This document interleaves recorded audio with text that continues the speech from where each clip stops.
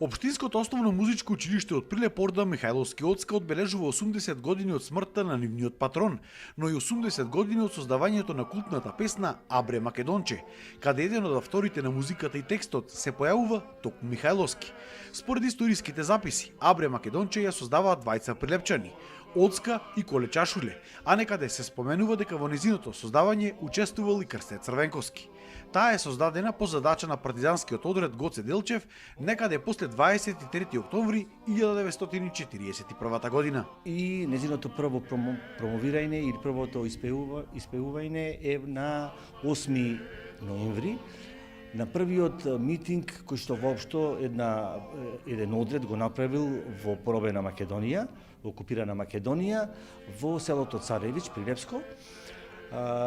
И велиме дека тоа е прв митинг каде што партизани влегле воопшто во некое населено место.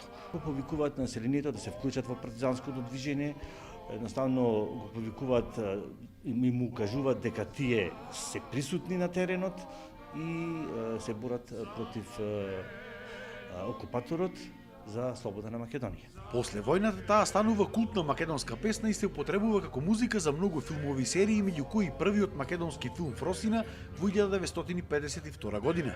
Во текот на своето постоење менува одредени стихови, што пред извесен период пак предизвика и одредени полемики. Така во првичната верзија се споменува стихот "Нека разберат денешните тирани", а потоа тој стих се пее и како душманите клети, клетите фашисти, крвавите фашисти, но сепак ја задржал својата поента. Има неколку верзии, меѓутоа во суштина таа не отстапува од она што значи повик на борба, повик на слобода, повик на и на крајот дека едноставно македонското име нема да загине, што во суштина е и актуелност во денешницава кога Македонија се бори за влез во Европската Унија. Тоа јас на некој начин велам дека тоа задира и во надворешната политика веќе на македонската држава, односно дека задира во меѓународното јавно право кога некој не оспорува да се нарекуваме онака како што вековно истина се викале како македонци. На ова одбележување присуствуваше и внукот на Михајловски, Александар Трајковски. На овој начин се воспева и му се дава чест на неговото дело, на неговиот лик кој што во неговиот многу краток живот од 21 година направил малку, меѓутоа многу значајно.